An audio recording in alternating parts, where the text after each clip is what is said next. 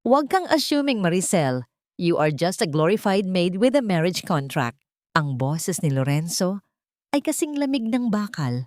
Bawat salita ay parang balisong na humihiwa sa hangin ng hapong yon. Hindi siya tumitingin sa kanyang asawa. Sa halip, abala siya sa pag-aayos ng kanyang mamahaling cufflinks.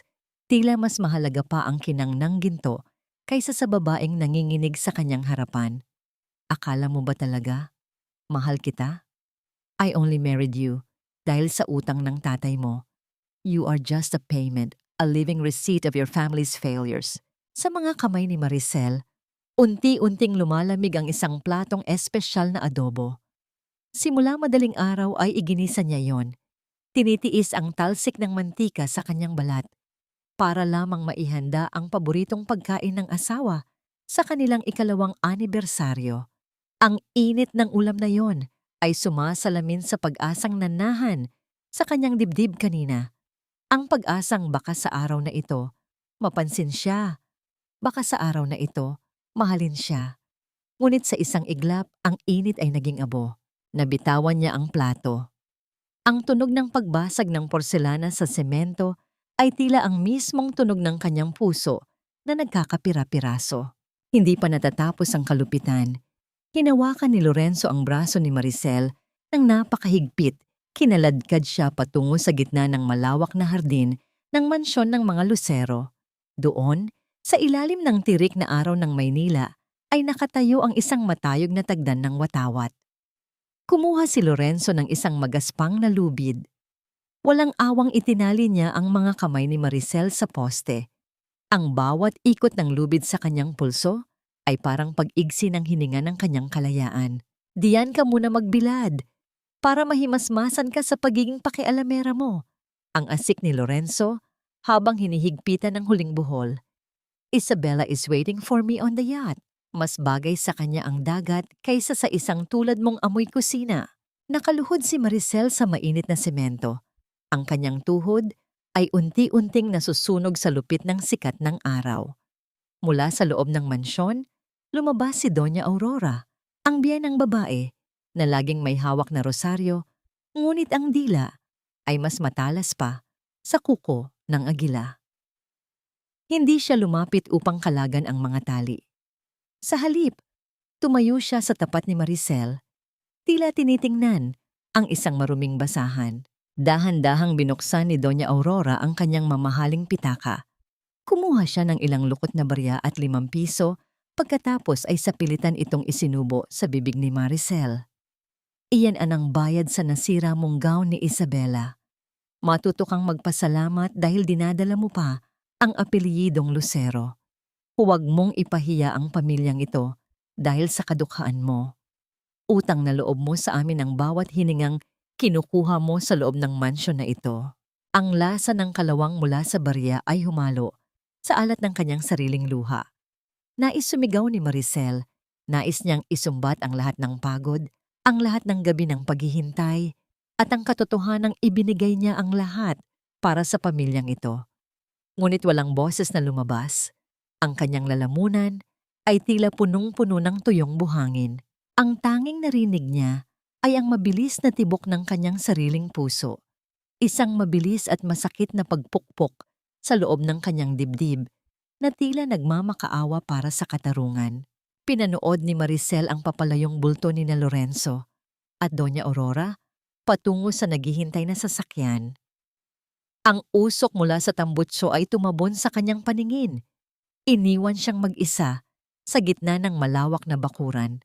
Nakagapos at hiyang-hiya sa harap ng mga kasambahay na lihim na nakamasid. Ang init ng araw ay gumuguhit sa kanyang balat. Ngunit ang mas matinding sunog ay nararamdaman niya sa kanyang kaluluwa. Habang dahan-dahang lumulubog ang araw, isang kaisipan ang paulit-ulit na humahampas sa kanyang isipan. Hanggang kailan kailangang bayaran ng isang tao ang utang na hindi naman siya ang nanghiram? Kung ang bawat patak ng kanyang luha ay ginto, baka matagal na niyang nabili ang sarili niyang kalayaan. Ngunit sa pagkakataong ito, habang nakatali sa poste ng mga Lucero, alam ni Maricel na hindi na luha ang kanyang ititipon. Ang bawat latay ng lubid sa kanyang balat ay magsisilbing mapa patungo sa isang wakas na hindi nila inaasahan. Nasaan ang Diyos kapag ang isang tao ay itinuturing na hayop sa loob ng sarili niyang tahanan? At sino ang mas may kasalanan? Ang taong nananakit o ang pusong patuloy na nagpapatawad dahil sa maling akala ng pag-ibig? Huwag mong kalimutan, Maricel, na kung wala ako, nabubulok pa rin ang tatay mo sa kulungan hanggang ngayon. Ang boses ni Don Rodolfo ay hindi kasing gasgas ng kay Lorenzo o kasing talas ng kay Doña Aurora. Ito ay malalim, kalmado, at may awtoridad na tila isang hatol ng kamatayan. Nakatayo siya sa veranda, pinagmamasdan ang kanyang malawak na lupain habang si Maricel ay pilit na tumatayo mula sa pagkakaluhod. Ang mga bakas ng lubid sa kanyang pulso ay matingkad na pula at tila nagnanaknak sa hapdi. Opo, Don Rodolfo, alam ko po iyon, ang mahinang sagot ni Maricel. Yumuko siya, hinahayaang takpan ng kanyang mahabang buhok ang mga luhang nais kumawala. Lumapit ang matanda. Ang kanyang mga sapatos na gawa sa mamahaling balat ng hayop ay lumilikha ng mabibigat na hakbang sa makintab na sahig. Hinawakan niya ang baba ni Maricel at itinaas ito ng marahan, ngunit may puwersang hindi matanggihan. Ang utang na loob ay hindi nababayaran ng pera, Ija. Nababayaran ito ng katapatan. Kaya kahit anong gawin ni Lorenzo, kahit gaano kasakit, tanggapin mo. Dahil ang apelyidong ibinigay namin sa iyo ay ang tanging proteksyon ng pamilya mo mula sa kahihiyan. Binitawan niya ang baba ng dalaga at naglakad palayo. Iniwan ang isang katahimikang kasing bigat ng tingga. Sa bawat salita ni Don Rodolfo, nararamdaman ni Maricel ang paghigpit ng invisible na tanikala sa kanyang leeg. Alam niya ang laro ng matanda. Ito ay isang psikolohikal na kulungan kung saan ang susi ay ang kaligtasan ng kanyang ama. Nang makaalis ang matanda, mabilis na pumasok si Aling Rosa, ang matandang kasambahay na tanging nakakaalam ng tunay na pagkatao ni Maricel sa loob ng mansyon. May dala itong basang bimpo at mainit na tubig. Ang bawat haplos ng basang tela sa sugat ni Maricel ay nagdadala ng pansamantalang ginhawa, ngunit ang apoy sa loob ng kanyang dibdib ay hindi kayang patayin ng anumang lamig. Tiis lang, anak. Malapit na tayong matapos dito. Ang bulong ni Aling Rosa, ang kanyang mga mata ay puno ng pag-aalala at takot. Tumango si Maricel, ngunit ang kanyang mga mata ay biglang nagbago. Ang kaninang maamong anyo ng isang api-apihang mena ay biglang naglaho. Pinalitan ito ng isang matalim at malamig na tingin, ang tingin ng isang mangangaso. Pumasok siya sa kanyang silid at siniguro na walang nakakakita bago kinuha ang isang maliit na device na nakatago sa loob ng isang luma at kupas na sapatos ng sanggol. Isang mahaba at banayad na hininga ang pinakawalan ni Maricel bago niya pinindot ang isang lihim na button. Eagle to nest. Nakapasok na ako sa main server kanina, bago ang gulo. Don Rodolfo is not just laundering money. He is the architect of everything. Mula sa kabilang linya, isang baritono at matatag na boses ang sumagot. Si General Mateo. Ingat, Maricel. Masyadong mapanganib ang nilalaro mo. Lorenzo is getting suspicious at alam nating wala siyang pakundangan. Don't let your emotions cloud your judgment. My emotions are the only things keeping me alive, General. Ang sagot ni Maricel habang hinahaplos ang sugat sa kanyang pulso. Ang bawat sampal, ang bawat pag-alipusta ay ginagawa kong bala. I am not just a victim here. I am their judge. And their sentence is coming soon. Nabalik lamang ang diwa ni Maricel nang makarinig siya ng malalakas na hakbang na papunta sa kanyang silid. Mabilis niyang itinago ang device sa ilalim ng unan at humiga. Nagkunwaring natutulog at nanghihina. Bumukas ang pinto ng walang katok. Pumasok si Lorenzo, amoy alak at may bahid ng lipstick sa kanyang kwelyo. Hindi ito nagsalita. Humiga ito sa tabi ni Maricel. Ang bigat ng katawan nito ay tila isang malaking bato na dumadagan sa kanyang dibdib. Naramdaman ni Maricel ang kamay ni Lorenzo na humawak sa kanyang buhok. Tila isang mapagmahal na asawa, ngunit ang bulong nito sa kanyang tainga ay punong-puno ng kamandag. Alam mo Maricel, minsan naiisip ko, bakit ka pa rin nananatili? Is it really just for your father? O baka naman, gusto mo rin ang nararanasan mong sakit? Isang nakakangilong tawa ang pinakawalan ni Lorenzo bago ito pumikit. Sa dilim ng silid, nanatiling dilat ang mga mata ni Maricel. Pinagmamasdan niya ang kisame, binibilang ang bawat segundo ng kanyang pagdurusa. Ngunit sa ilalim ng kanyang kama, sa loob ng isang lihim na compartment ng kanyang cabinet, ay may isang itim na folder na naglalaman ng mga litrato. Mga litrato ni Don Rodolfo na kasama ang mga taong dapat ay nagpapatupad ng batas. At sa gitna ng mga litratong yon ay ang isang lumang dokumento na may lagda ng kanyang ama. Isang dokumentong alam ni Maricel na peke, ngunit sapat na upang sirain ang lahat ng pinaghirapan ng mga Lucero kung mailalabas sa tamang panahon. Ang tanikala ng utang na loob ay unti-unti ng kinakalawang. At sa oras na maputol ito, tanging ang bagsik ng isang babaeng inalipusta ang matititira. Isang katanungan ang pumasok sa isip ni Maricel habang pinakikinggan ang hilik ng kanyang asawa. Sino ang tunay na nakagapos? Ang bilanggo sa loob ng rehas o ang taong kailangang magsuot ng maskara araw-araw para lamang mabuhay sa piling ng kanyang kaaway? Nang biglang, isang mahinang tunog ng notification ang nanggaling sa kanyang itinagong device. Isang mensahe mula sa isang hindi kilalang numero na nagpabilis sa tibok ng kanyang puso. I know who you really are, Captain Maricel, and I have the missing piece of your father's puzzle. Napaupo si Maricel sa dilim, ang kanyang hininga ay naging mabilis. Sino ang nakakaalam ng kanyang tunay na ranggo? At anong puzzle ang tinutukoy nito? Ang pagtitiis ay isang biyaya, Maricel. Pero ang katamaran ay isang kasalanan sa harap ng Diyos. Ang boses ni Doña Aurora ay kasing tamis ng pulot, ngunit kasing pait ng apdo. Hawak niya ang kanyang kulay gintong rosaryo habang nakaupo sa kanyang paboritong silya sa salas. Sa kanyang harapan, si Maricel ay nakaluhod sa malamig na marmol na sahig. Hawak ang isang basang basahan. Ang bawat kuskos ni Maricel sa sahig ay sinasabayan ng panginginig ng kanyang buong katawan. May mataas siyang lagnat, ang kanyang hininga ay parang apoy na lumalabas sa kanyang ilong at ang kanyang paningin ay unti-unti nang nagdidilim. Tapusin mo ang buong salas bago dumating ang mga bisita ko para sa prayer meeting. Ang dagdag ng matandang babae nang hindi man lang tinitingnan ang namumutlang mukha ng kanyang manugang. Huwag mong dungisan ang bahay na ito ng iyong sakit. Kung talagang may utang na loob ka, igagapang mo ang trabahong yan. Nabalik ang diwa ni Maricel nang marinig niya ang pagpatak ng kanyang sariling pawis sa makintab na marmol. Ang bawat butil ng likido ay tila isang maliit na salamin na nagpapakita ng kanyang kahabag-habag na kalagayan. Sa kabila ng panghihina, nagpatuloy siya. Kinuha niya ang bawat natitirang lakas sa kanyang mga kalamnan upang itulak ang basahan.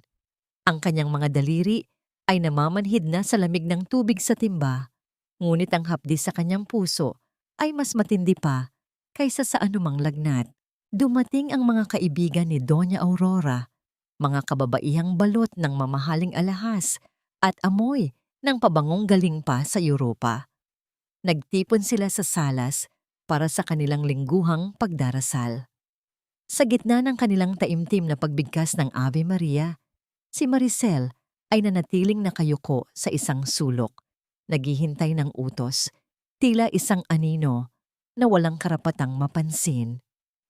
Maricel, ang tsa!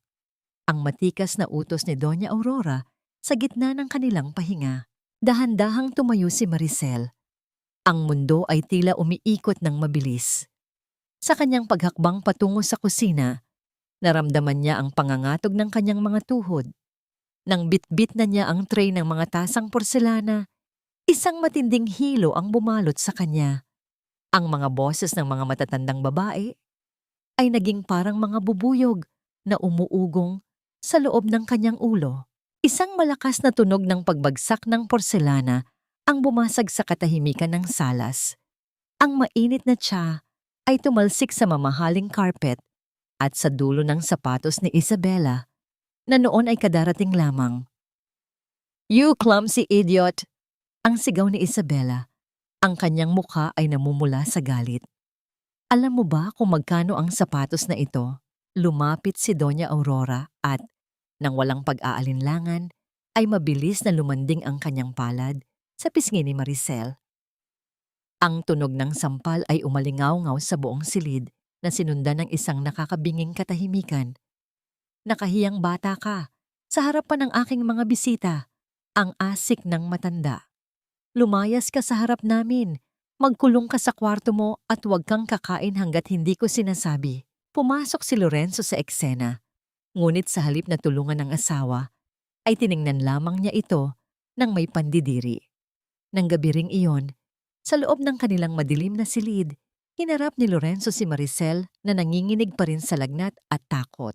"Bakit ba kailangan mong maging ganyan, Maricel?" Ang mahinang tanong ni Lorenzo, ngunit ang boses niya ay puno ng manipulasyon. "Ginagawa ni na Mama ang lahat para maging bahagi ka ng pamilyang ito, pero ikaw ang gumagawa ng paraan para mapahiya kami.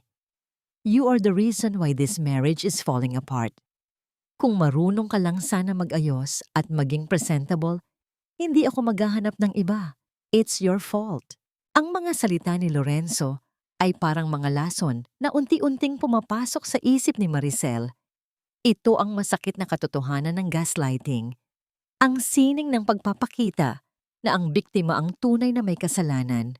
Napapikit si Maricel, pilit na hindi naririnig ang boses ng asawa hanggang sa makatulog ito. Sa kalaliman ng gabi, nang masiguro niyang mahimbing na ang tulog ng lahat, dahan-dahang bumangon si Maricel. Ang kanyang katawan ay mabigat pa rin, ngunit ang kanyang isip ay gising na gising. Kinuha niya ang kanyang lihim na telepono.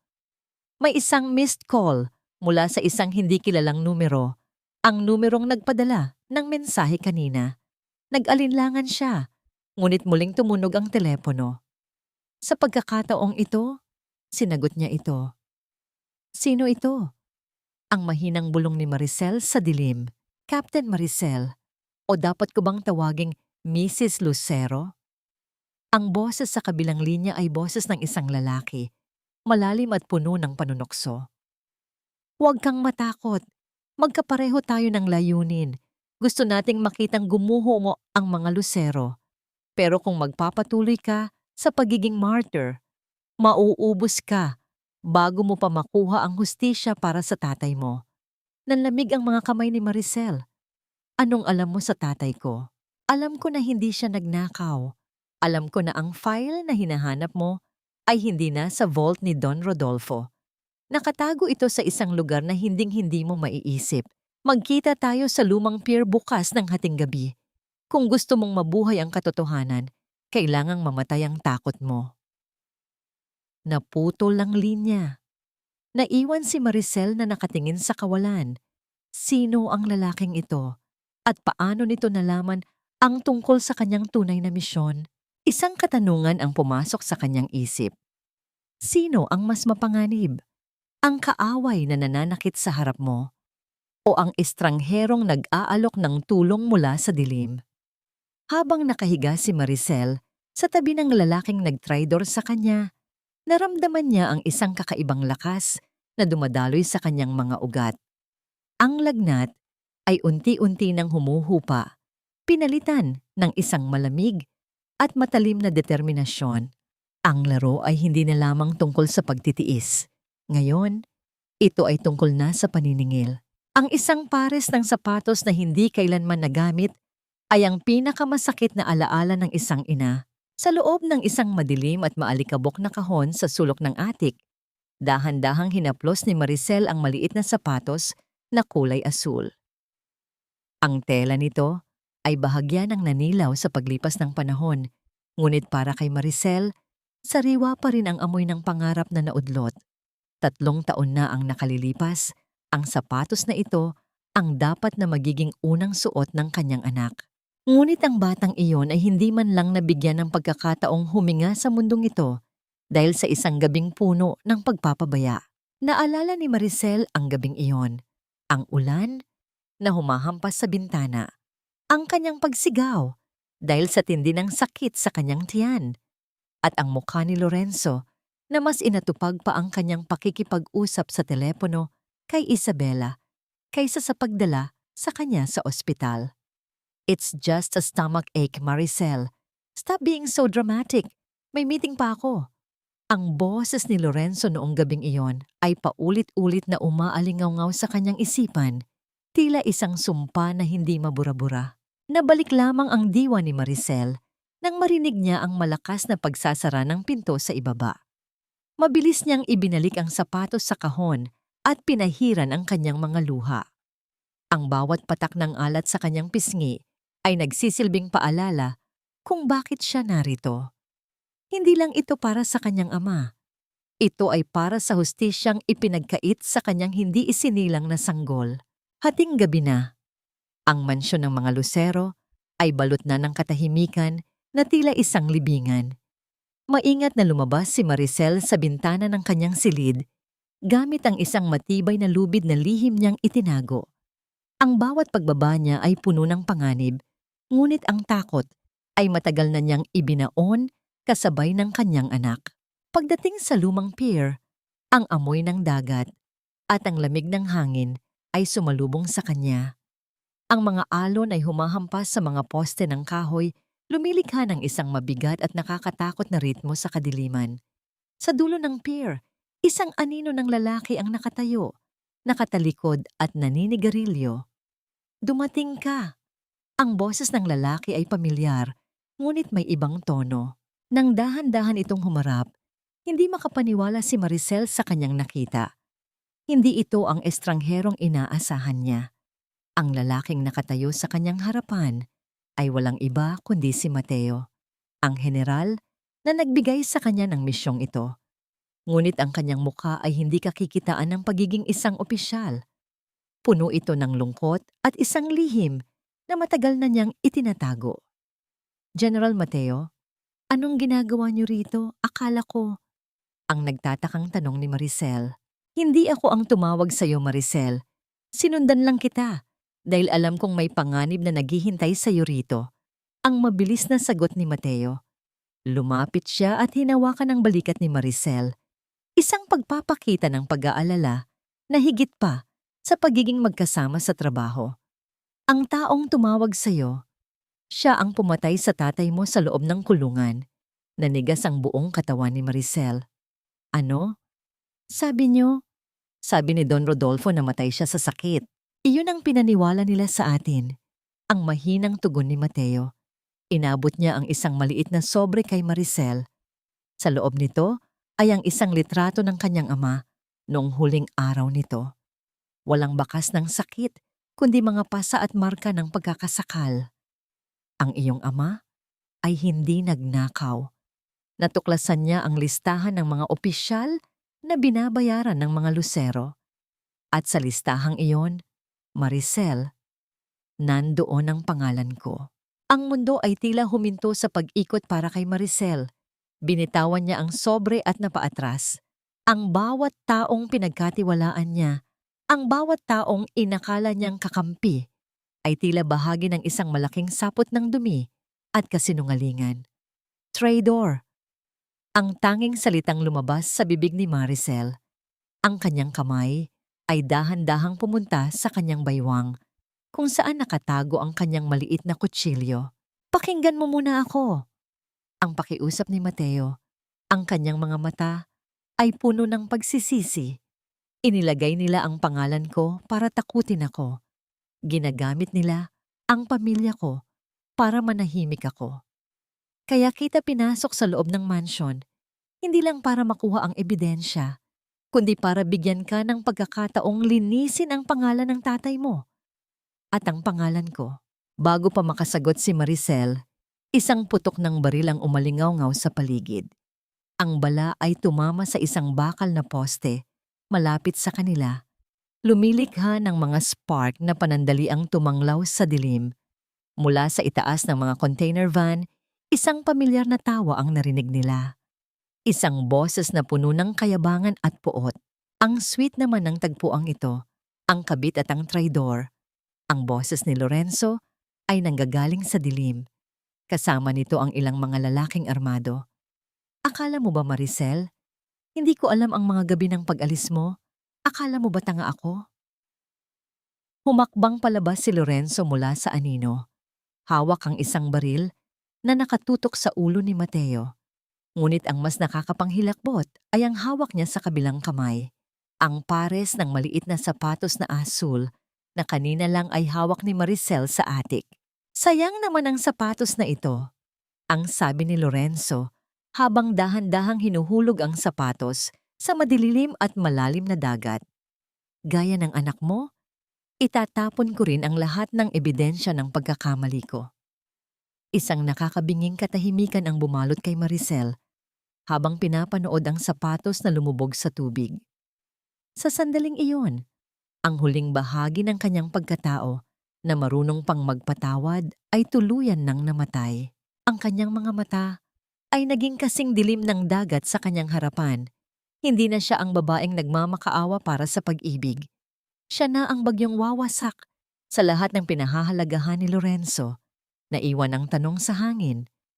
Kakayanin ba ni Maricel na labanan ang asawang pumatay sa kanyang anak at ang general na posibleng nag-traidor sa kanyang ama? O ang gabing ito na ang magiging huling hininga ng katotohanan?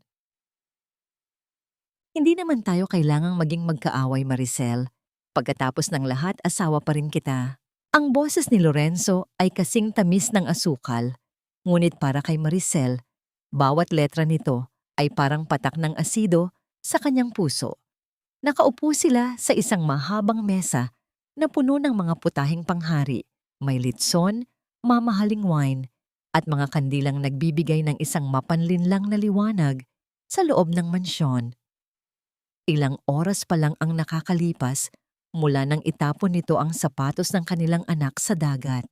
Ngunit ngayon, nakasuot ito ng maskara ng isang mapagmahal na asawa. Uminom ka muna. Para sa ating bagong simula, ang dagdag ni Lorenzo habang dahan-dahang isinasalin ang mapulang alak sa isang kristal na baso. Pinanood ni Maricel ang pagdaloy ng likido. Ang bawat patak ay tila isang babala. Alam niya ang bawat kilos ni Lorenzo. Napansin niya ang bahagyang panginginig ng mga daliri nito at ang mabilis na paglingon nito sa direksyon ni Isabela na nakatayo sa anino ng pasilyo, pinapanood ang bawat sandali. Bakit, Lorenzo? Bakit biglang nagbago ang ihip ng hangin? Ang mahinang tanong ni Maricel. Tinitigan niya ang asawa sa mga mata. Naghahanap ng kahit katiting na bahid ng konsensya, ngunit tanging ang sarili niyang refleksyon na puno ng pagod ang kanyang nakita. Dahil napagtanto ko na ikaw lang ang nakakaintindi sa akin. Ang sagot ni Lorenzo. Inabot niya ang kamay ni Maricel at hinaplos ito. Ang pakiramdam ng balat ni Lorenzo sa kanyang kamay ay tila isang malamig na ahas na gumagapang. I'm sorry about the shoes, Maricel. Nabigla lang ako kanina sa pier. Let's forget Mateo. Let's forget the past. Isang mapait na ngiti ang sumilay sa mga labi ni Maricel. Sa loob ng kanyang bulsa, mahigpit niyang hinahawakan ang isang maliit na kapsula ng antitoxin na ibinigay sa kanya ni Mateo bago sila nagkahiwalay sa pier matapos ang kaguluhan. Alam ni Maricel na ang hapunan na ito ay hindi isang pagdiriwang, kundi isang bitay. Dahan-dahang itinaas ni Maricel ang baso. Ang amoy ng alak ay humahalo sa isang matapang na amoy ng kemikal na pilit itinatago ng bango ng ubas. Sa bawat paglapit ng baso sa kanyang labi, nararamdaman niya ang titig ni Lorenzo na tila isang buwayang naghihintay ng biktima.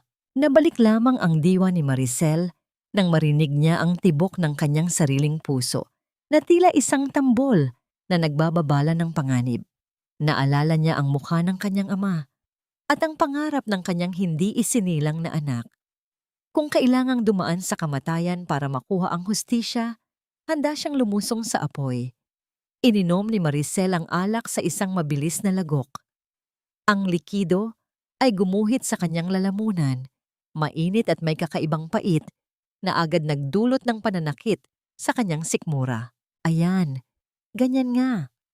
Ang bulong ni Lorenzo, ang kanyang maskara ng kabaitan ay unti-unti nang natituklap, pinalitan ng isang nakakatakot na ngisi.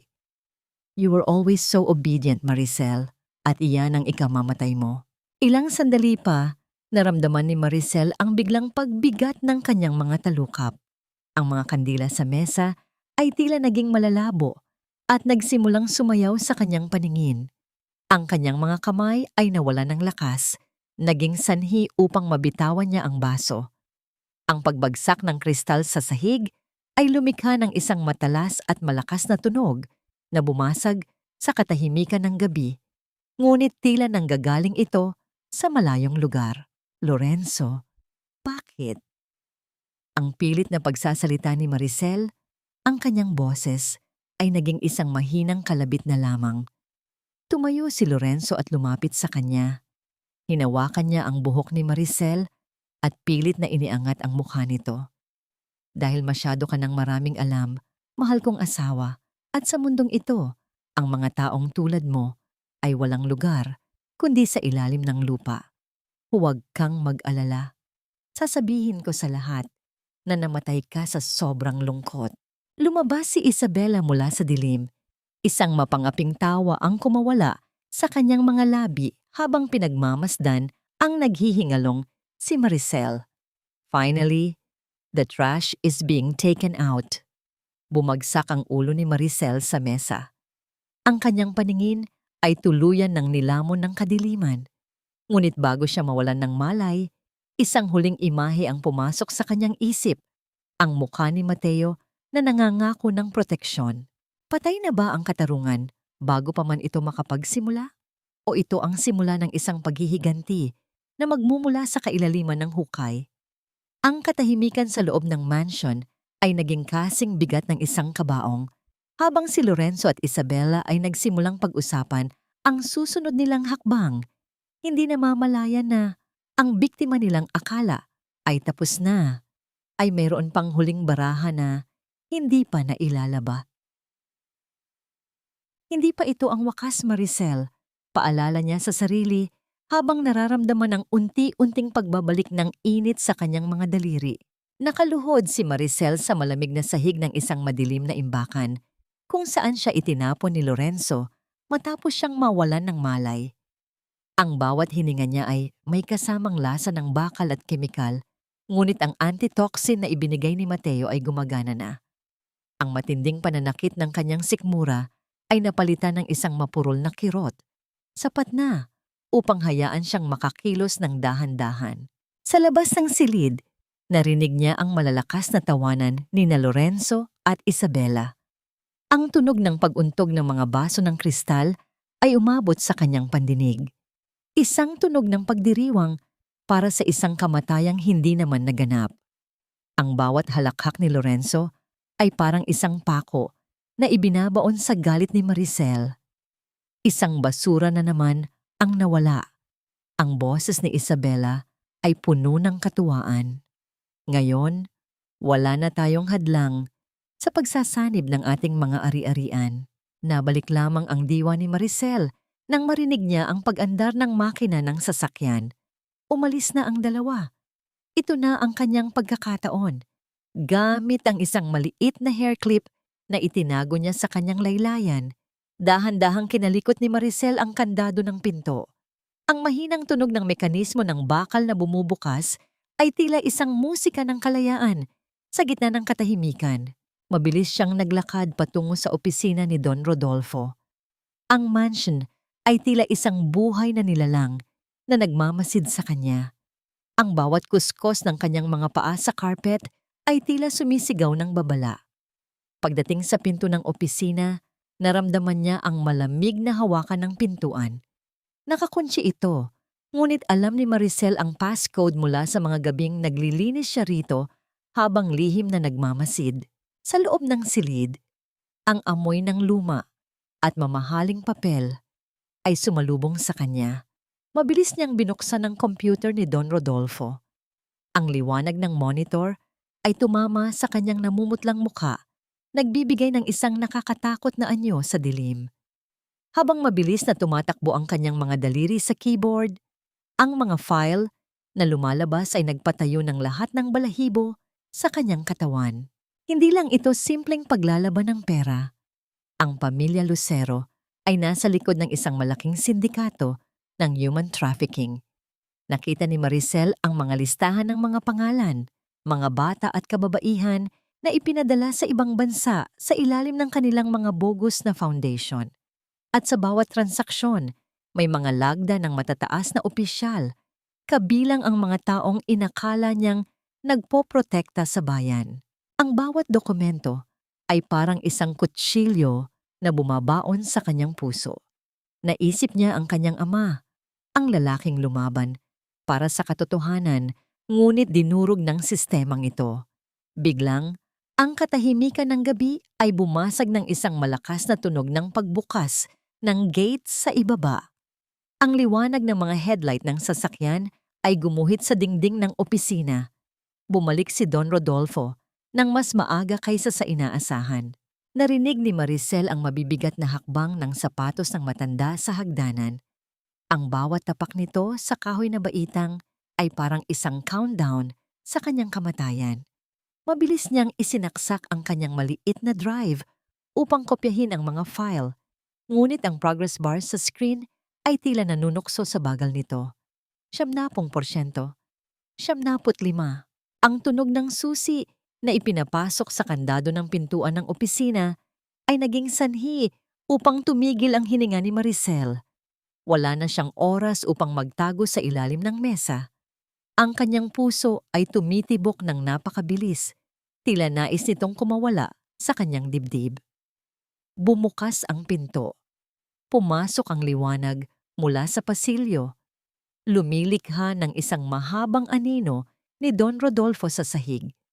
Ang matanda ay tumigil sa pinto. Tila nararamdaman ang pagkakaroon ng ibang tao sa loob ng kanyang banal na lugar. Sino ang nariyan? Ang mahinang tanong ni Don Rodolfo. Ang kanyang boses ay puno ng panganib. Nakatago si Maricel sa likod ng makapal na kurtina. Pilit na pinatatahimik ang kanyang bawat paghinga. Ang kanyang mga kamay ay nakakuyom, handang lumaban kung kinakailangan. Nakita niya ang kamay ni Don Rodolfo na papunta na sa switch ng ilaw. Sa oras na bumukas ang ilaw, matatapos na ang lahat. Ang kanyang misyon, ang kanyang buhay, at ang hustisya para sa kanyang ama ay maglalaho na parang usok. Ngunit bago pa man mapindot ng matanda ang switch, isang malakas na tunog ng basag na paso ang nanggaling sa kabilang panig ng mansion. Isang diversion. Sino yon? Ang asik ni Don Rodolfo. Agad siyang lumabas ng silid at tinakbo ang pinanggalingan ng ingay. Mabilis na kinuha ni Maricel ang kanyang drive at lumabas sa bintana. Tinitiis ang hapdi ng kanyang mga sugat habang bumubulusok pababa sa mga sanga ng puno. Sa dilim ng hardin, nakita niya ang isang anino na tumatangos sa kanya mula sa malayo bago ito maglaho. Si Aling Rosa, nakahinga ng maluwag si Maricel, ngunit alam niyang ang gabing ito ay simula pa lamang ng isang mas malaking digmaan. Nakuha na niya ang kailangan niya, ngunit sa anong halaga? Sino ang nagbigay ng hudyat kay Aling Rosa? At hanggang kailan sila makakapagtago sa mga matang nakamasid sa bawat sulok ng mansyon? Isang kaisipan ang naglaro sa isip ni Maricel habang papalayo siya sa impyernong iyon. Ang katotohanan ay parang apoy. Maaari itong magbigay ng liwanag, pero maaari rin itong tumupok sa lahat ng nakapaligid dito.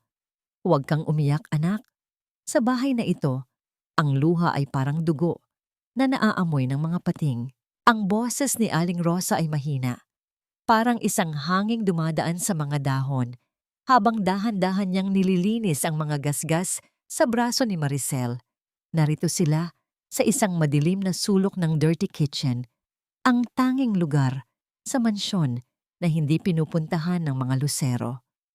Ang amoy ng bawang at lumang kahoy ay nagbibigay ng kakaibang kapanatagan kay Maricel, isang pakiramdam na matagal na niyang kinalimutan sa loob ng impyernong ito.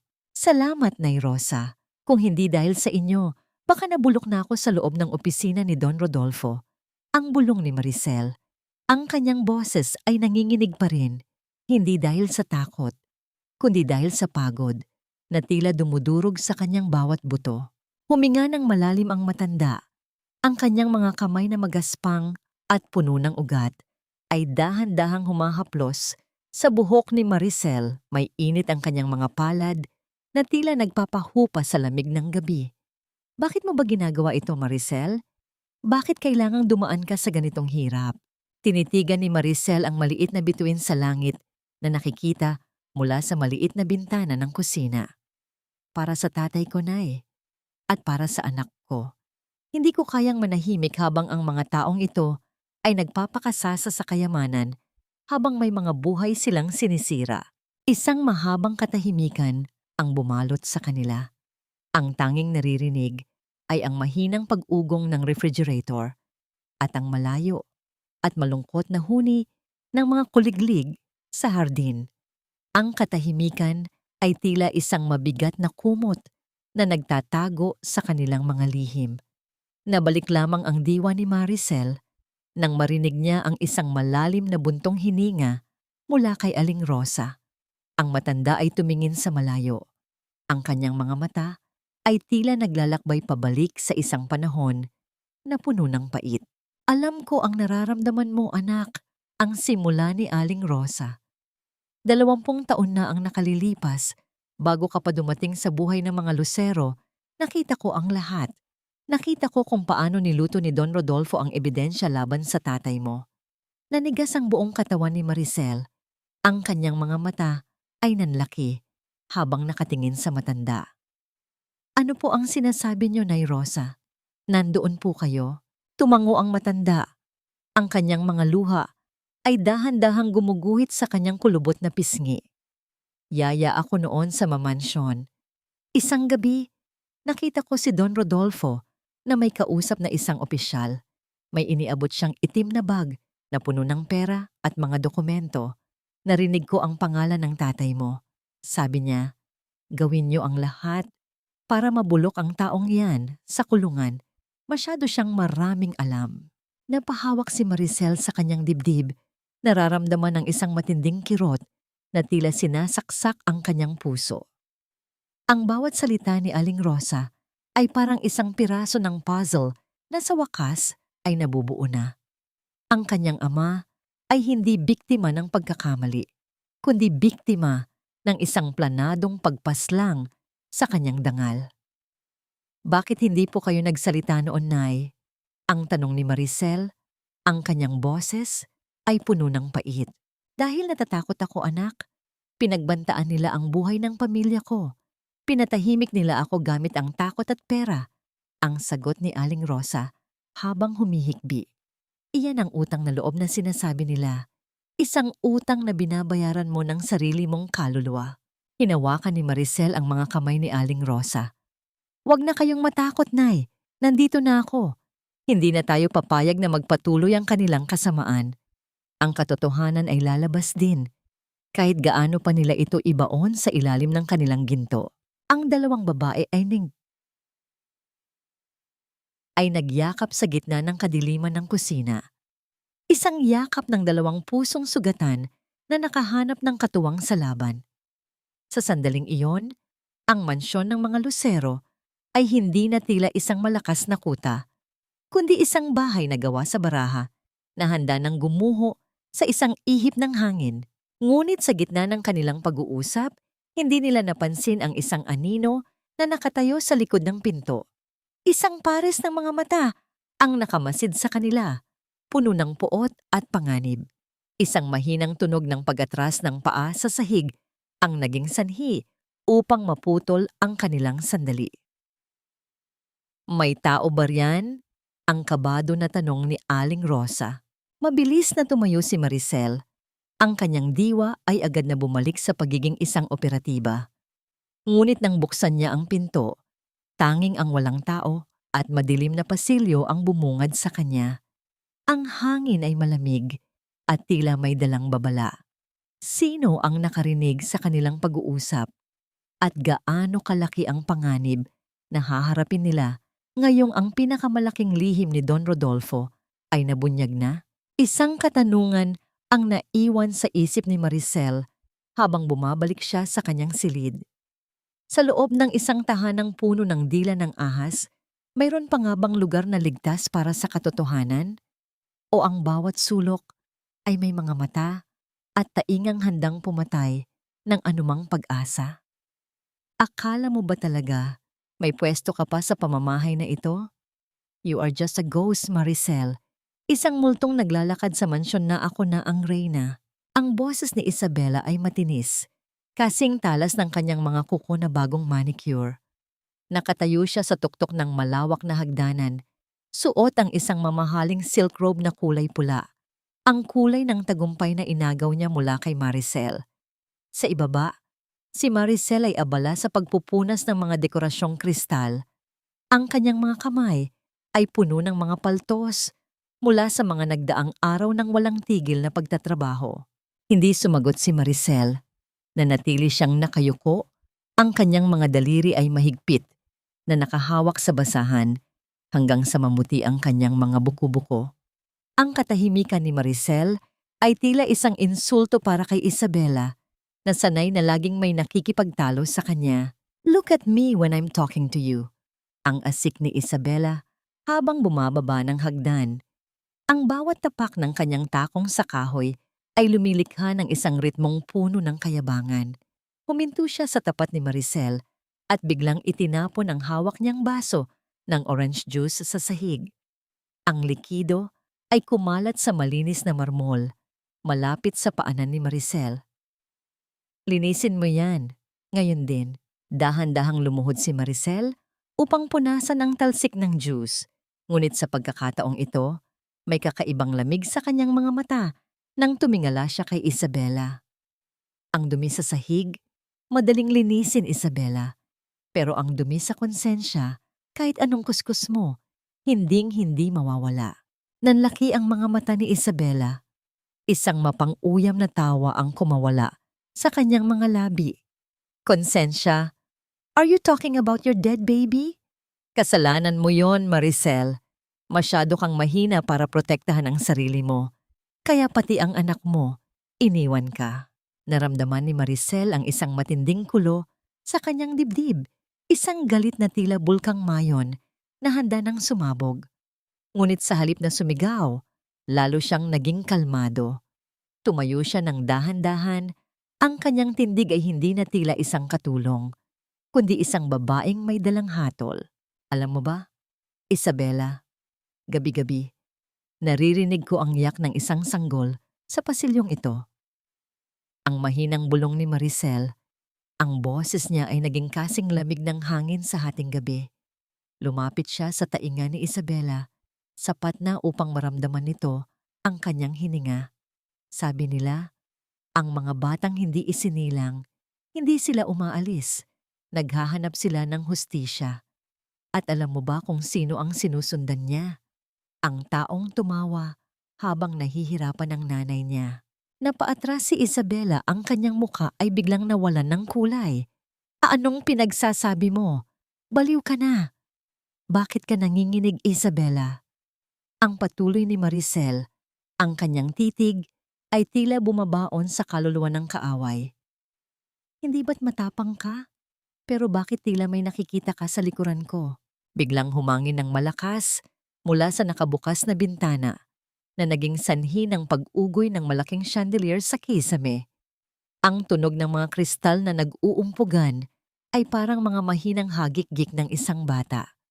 Sa gitna ng takip silim, ang mga anino sa salas ay tila humaba at naging mga nakakatakot na hugis. Tigil! Tumigil ka! Ang sigaw ni Isabela. Sa kanyang takot, hindi niya napansin na malapit na siya sa gilid ng basang sahi.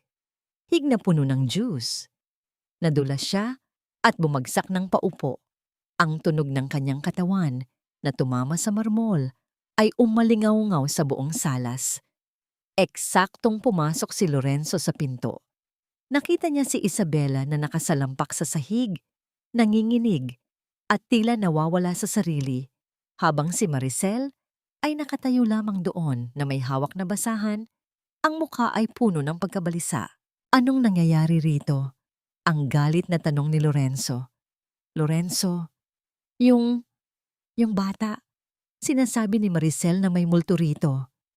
Ang histerikong sigaw ni Isabela habang itinuturo ang madilim na sulok ng silid. Tumingin si Lorenzo sa itinuturo ni Isabela, ngunit wala siyang nakita kundi ang anino ng isang halaman. Tumingin siya kay Maricel na ngayon ay muling nagkunwaring maamo at takot. Wala po akong sinasabi, Lorenzo. Pinupunasan ko lang po ang natapon niyang juice nang bigla siyang sumigaw at natumba. Ang mahinang paliwanag ni Maricel, ang kanyang boses ay nanginginig na parang tunay na biktima. Tumingin si Lorenzo kay Isabela nang may bahid ng inis at pagdududa. Isabela, uminom ka ba? Masyado kang nagiging paranoid. Maricel is just cleaning. Tumayo ka na riyan. Nakakahiya ka. Naiwang tulala si Isabela habang tinutulungan siya ng mga kasambahay na tumayo. Nakita niya ang isang mabilis na sulyap mula kay Maricel, isang sulyap na puno ng tagumpay at isang babala na ang kanyang paghihiganti ay nagsisimula pa lamang. Sa kabilang panig ng mansion, sa ilalim ng isang lumang cabinet, ang recorder na itinago ni Maricel ay patuloy na gumagana. Kinukuha ang bawat salita ng pag-amin ni Isabela sa kanyang pagiging malupit. Isang katanungan ang naglaro sa isip ni Maricel habang pinagmamasdan ang nag-aaway na si Lorenzo at Isabela. Sino ang mas nakakatakot? Ang multo ng nakaraan o ang babaeng natutong gamitin ang sarili niyang hapdi bilang sandata? Ang gabi ay malalim na, ngunit para kay Isabela, ang bawat tunog ng mansyon ay naging isang banta. At para kay Maricel, ang bawat takot sa mga mata ng kanyang kaaway ay isang hakbang patungo sa liwanag. Maricel, isalin mo ang wine. Huwag kang tatanga-tanga sa harap ng mga bisita natin. Ang boses ni Lorenzo ay puno ng awtoridad at panghahamak habang nakaupo siya sa kabisera ng mahabang mesa. Sa kanyang tabi ay si Isabela na tila isang reynang nakasuot ng mga hiyas na nagkakahalaga ng milyon-milyon. Ang silid kainan ay puno ng mga piling bisita mula sa mataas na lipunan. Mga politiko at negosyanteng ang mga ngiti ay kasing huwad ng kanilang mga intensyon. Dahan-dahang lumapit si Maricel. Hawak ang mabigat na bote ng mamahaling alak. Ang kanyang mga kamay ay nanginginig ng bahagya, hindi dahil sa bigat ng bote, kundi dahil sa bigat ng katarungang pilit niyang pinipigilan. Habang isinasalin niya ang mapulang likido sa baso ni Lorenzo, naramdaman niya ang titig ni Isabela, isang titig na puno ng tagumpay at panunua. Ladies and gentlemen, ang pag-anunsyo ni Lorenzo habang tumatayo at itinataas ang kanyang baso. Ang tunog ng pag-uumpugan ng mga kubyertos sa porselana ay biglang tumigil, pinalitan ng isang mapanuring katahimikan. I am proud to announce that next month, Isabela and I will finally tie the knot. Isang pagsasanib ng dalawang makapangyarihang pamilya para sa mas malaking kinabukasan. Isang masigabong palakpakan ang pumuno sa silid. Ngunit sa gitna ng ingay, ang tanging naririnig ni Maricel ay ang mabilis na pagtibok ng kanyang puso. Nakatayo siya sa likuran ni Lorenzo, tila isang aninong hindi napapansin, habang ang lalaking legal niyang asawa ay nangangako ng habambuhay sa ibang babae sa harap ng maraming saksi. Ang bawat palakpak ay parang sampal sa kanyang dangal bilang asawa. Pero Lorenzo, paano ang kasal mo kay Maricel? Ang tanong ng isang matandang negosyante na may halong mapait na biro. Isang nakakangilong tawa ang pinakawalan ni Doña Aurora bago ito sumagot. Ang kasal na yon ay isang pagkakamali na matagal na nating itinama. Maricel knows her place. She is just a temporary bridge for our family's obligations. At ngayon, wala na siyang silbi. Nabalik lamang ang diwa ni Maricel nang marinig niya ang mahinang kalantog ng kutsara ni Don Rodolfo sa kanyang plato. Ang matanda ay nanatiling tahimik sa buong oras, ngunit ang kanyang mga mata ay tila nagpaplano ng isang bagay na mas madilim. Tumingin siya kay Maricel, isang tingin na walang kahit anong bakas ng awa. "Maricel, lumabas ka muna. May mahahalagang bagay kaming pag-uusapan na hindi para sa iyong pandinig," ang utos ni Don Rodolfo. Sumunod si Maricel, ngunit sa halip na pumunta sa kusina, ay dahan-dahan siyang tumigil sa likod ng makapal na kurtina sa pasilyo. Inihanda niya ang kanyang pandinig. Ang bawat salitang bibitawan sa loob ay magsisilbing ebidensya ng kanilang pagkakasala. "Nakuha mo na ba ang lahat ng pirma, Lorenzo?" Ang tanong ni Don Rodolfo.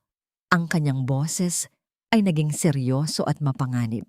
"Opo, Papa." Akala niya ay mga dokumento iyon para sa pensyon ng tatay niya. Pero ang totoo, nailipat na sa pangalan natin ang lahat ng lupain sa Batangas na ginagamit natin sa operasyon. Ang sagot ni Lorenzo na may halong pagmamalaki. "Mabuti." Ang tugon ng matanda. Narinig ni Maricel ang tunog ng pag-urong ng silya sa sahig. Masyado nang maraming alam ang babaeng iyan. At dahil nakuha na natin ang kailangan natin, hindi na natin siya pwedeng hayaang manatili sa mansyon na ito. "Lorenzo, bukas ng gabi, dalhin mo siya sa bodega ng asukal sa Batangas. Tapusin mo na ang lahat ng problema natin sa kanya." Nanlamig ang buong pagkatao ni Maricel. Ang kanyang hininga ay naging isang maikling kislap na lamang sa dilim. Ang kamatayan ay hindi na lamang isang banta sa kanyang misyon. Ito ay isang nakatakdang oras na ibinigay ng mga taong pinagsilbihan niya ng tapat sa loob ng 2 taon. "Paano si Isabela? Baka magduda ang mga tao," ang tanong ni Lorenzo. "Don't worry about me, honey." Ang boses ni Isabela ay puno ng kamandag. "I'll make sure everyone believes she ran away with another man." Isang babaeng walang utang na loob na iniwan ang asawang nagbigay sa kanya ng lahat. Dahan-dahang umatras si Maricel. Ang kanyang bawat hakbang sa carpet ay tila isang pagtakas mula sa sarili niyang hatol. Pumasok siya sa kanyang maliit na silid at mahigpit na niyakap ang kanyang sarili. Ang bawat haplos ng hangin mula sa bintana ay tila isang bulong ng pamamaalam. Sa gitna ng kadiliman, kinuha ni Maricel ang kanyang lihim na recorder.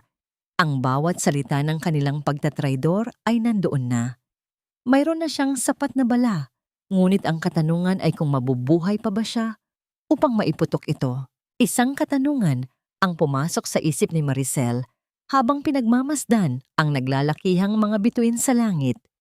Saan nga ba nagtatapos ang utang na loob at saan nagsisimula ang karapatang mabuhay? Kung ang huling hantungan niya ay ang madilim na bodega, handa ba siyang maging mitya na susunog sa buong imperyo ng mga Lucero? Bukas, ang gabi ay magiging pula. Hindi dahil sa wine, kundi dahil sa mga buhay na pilit ibabaon sa limot. At sa bawat segundo na lumilipas, ang tibok ng orasan sa mansyon ay tila isang huling paalala ng isang babaeng minahal ang mali, ngunit natutong lumaban para sa tama. Dito na ang hantungan mo, Maricel, sa gitna ng alikabok at mga pusakal na katulad mo. Ang boses ni Lorenzo ay naging kasing gasgas ng tuyong dahon habang itinutulak niya si Maricel sa loob ng isang abandonadong bodega ng asukal sa Batangas. Ang amoy ng nabubulok na tamis at lumang bakal ay sumalubong sa kanila, isang amoy na tila nagbabadya ng kamatayan. Ang tanging liwanag ay nanggagaling sa mga headlight ng sasakyan ni Lorenzo sa labas, lumilikha ng mahahaba at nakakatakot na anino sa mga dingding. Nakaluhod si Maricel sa magaspang na sahig. Ang kanyang mga kamay ay muling nakagapos sa likuran. Tumingala siya sa lalaking minahal niya, ang lalaking ipinagkatiwalaan niya ng kanyang buhay at pangarap. Sa ilalim ng malamig na liwanag, ang mukha ni Lorenzo ay hindi na mukha ng isang tao, kundi isang demonyong wala ng kahit anong bahid ng kaluluwa. "Bakit kailangang umabot sa ganito, Lorenzo?" Naging tapat ako sa'yo. Ibinigay ko ang lahat. Ang mahinang bulong ni Maricel, ang kanyang boses ay puno ng pait at pagod. Ang katapatan mo ay walang halaga sa harap ng kapangyarihan, ang sagot ni Lorenzo. Kinuha niya ang isang galon ng gasolina at dahan-dahang ibinuhos ito sa paligid ni Maricel. Ang tunog ng likidong tumatama sa sahig ay naging isang nakakangilong ritmo sa gitna ng katahimikan. Sabi ni Papa, masyado kang matalino, at ang mga taong matalino madalas na maagang kinukuha ng langit. Naramdaman ni Maricel ang lamig ng gasolina na humahaplos sa kanyang mga paa. Ang bawat patak nito ay tila isang sumpa. Ngunit sa likod ng kanyang mga mata, ang kanyang isip ay mabilis na nagtatrabaho. Ang takot ay naroon, nanlalamig at nanunuot sa kanyang mga buto. Ngunit ang kanyang pagsasanay bilang isang operatiba ay unti-unting nangingibabaw. Kinuha ni Lorenzo ang kanyang lighter. Ang maliit na apoy na sumibol mula rito ay nagbigay ng isang madilim na ningning sa kanyang mga mata. Paalam, Maricel. Sabihin mo na lang sa anak natin na hindi ako nakapunta dahil may mas mahalaga akong kailangan gawin. Binitawan ni Lorenzo ang lighter. Ang apoy ay agad na sumiklab, mabilis na gumagapang sa landas ng gasolina patungo kay Maricel. Ang init ay agad na bumalot sa paligid, isang dambuhalang kamay ng apoy na handang lamunin ng lahat. Tumalikod si Lorenzo at naglakad palabas. Ang tunog ng kanyang mga sapatos sa semento ay naging huling paalam ng isang traidor. Narinig ni Maricel ang malakas na pagsasara ng pintong bakal mula sa labas. Siya ay mag-isa na sa gitna ng nagngangalit na apoy. Ang usok ay nagsimula nang bumalot sa kisame. Naging sanhi upang mahirapan siyang huminga. Ang bawat hininga niya ay puno ng init na tila sumusunog sa kanyang lalamunan. Ngunit hindi susuko si Maricel. Gamit ang isang matulis na piraso ng bakal na nakita niya sa sahig, buong lakas niyang kiniskis ang lubid sa kanyang mga pulso. Ang hapdi ng pagkakasugat ng kanyang balat ay hindi niya pinansin. Ang tanging mahalaga ay ang mabuhay. Isang matinding hila at sa wakas ay naputol ang tali. Mabilis siyang tumayo, ngunit ang apoy ay nakapalibot na sa kanya. Nakita niya ang isang lumang syute para sa asukal sa dulo ng bodega. Sa kabila ng makapal na usok, dahan-dahan siyang gumapang patungo roon, tinitiis ang tindi ng init na tila tumutunaw sa kanyang balat. Bago siya tuluyang lumusot sa chute, may nakita siyang isang lumang mannequin sa sulok na ginamit noon para sa mga display ng sako. Isang ideya ang pumasok sa kanyang isip. Hinubad niya ang kanyang singsing sa kasal, ang gintong sumpa na nagdala sa kanya sa impyernong ito, at isinuot ito sa daliri ng mannequin. Inilagay niya ito sa gitna ng pinakamalakas na apoy. Hayaan niyo silang maniwala na patay na ako. Ang bulong ni Maricel sa gitna ng ubo at usok. Sumabog ang ilang tangke ng kemikal sa kabilang bahagi ng bodega. Ang lakas ng pagsabog ay nagpanginig sa buong lupa at nagdulot ng pagguho ng bahagi ng bubong. Ang tunog ng mga bumabagsak na yero at kahoy ay tila isang malakas na kulog na bumasag sa katahimikan ng gabi sa Batangas. Mabilis na dumaos-dos si Maricel sa chute at bumagsak sa isang kanal sa labas, malayo sa sentro ng apoy. Doon, sa gitna ng putik at dilim, ay humiga siya at huminga ng malalim. Pinanood niya ang dambuhalang apoy na tumutupok sa bodega. Ang pula at kahel na liwanag ay tila isang pista ng kamatayan sa gitna ng gabi. Ilang minuto ang lumipas, narinig niya ang sirena ng mga bumbero at pulis mula sa malayo.